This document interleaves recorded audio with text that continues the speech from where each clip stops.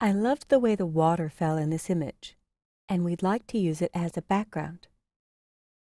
So I'm going to start by removing this distracting area here at the bottom and in the corner. I'll use my lasso tool and make a rough selection, always finishing in a circular motion. And then I'll choose Edit, Fill, and leave it on the default Content Aware. When I click OK, magically, virtually seamless, there's new water droplets. Let's try it over here.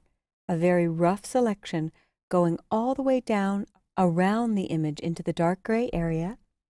And now Edit, Fill, Content Aware, click OK, and click once outside to deselect. Only you and I will know that there was ever anything here to begin with. So now we're ready to make this a pattern and have type rise up through this pattern. So I'll start with Edit, Define Pattern. And it picks up the file name, which I'm happy with, so I'll click OK. I'll hit the letter T to jump to my type tool, or you can click the type tool, and I'll click once anywhere on the image, and just type water.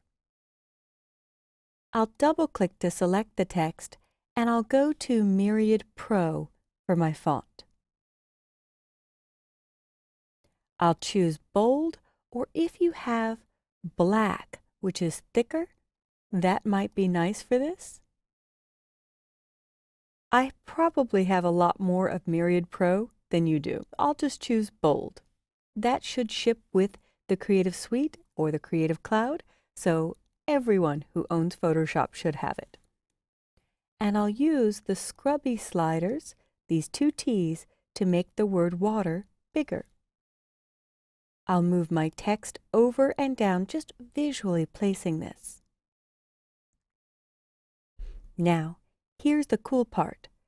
In the Layers panel, at the bottom, are FX, and years ago they were called Effects. I remember FX for Effects, but technically today they're called Layer Styles.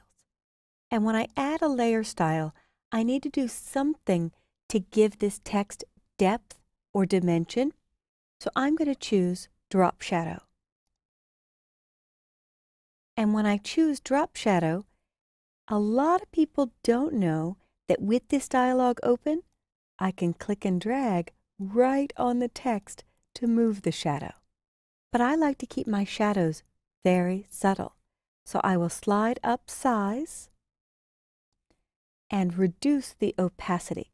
So it gives it a little bit of depth, but it doesn't jump out at you that there's even a shadow there.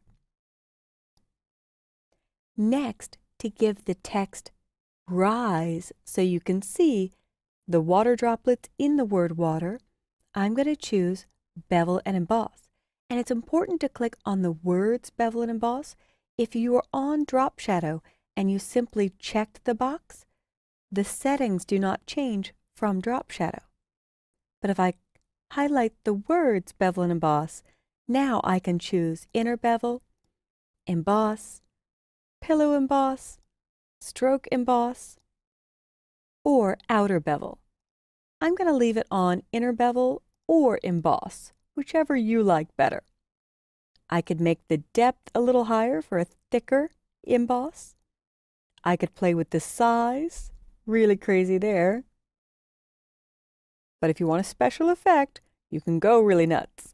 I like subtle effects, so I keep my size very small, and you can soften the edges a little bit more. It's your call. Feel free to experiment. You could also try the direction of the emboss up or down, down looking like it's more into the metal that the water droplets are on. Now here's how you get the text rising up through the image. I'm clicking the Words Pattern Overlay. Remember not to just check the box. Clicking the words checks the box for you and shows you the patterns that you have. In the pattern dialog, when I hit the arrow, the last pattern in the list is my water. Now I've got the water rising up through the word water, and this text is still fully editable. But there is one caveat. if I click OK and I switch to my Move tool and move the word water up, it's not picking up this line. So I will double-click on Pattern Overlay in the Layers panel, and I will snap to origin to reset this. It's important to uncheck Link with Layer. When you uncheck Link with Layer and click OK, now when I move the water, everything behind it stays still. And it looks like my origin didn't kick in, so I will double-click Pattern Overlay, hit Snap to Origin again, and there, it picked up the spot. Link with Layer stays off, and I could play with the opacity, how opaque the pattern is, to give the color a little bit of a ghost effect. You could also do an overall color overlay.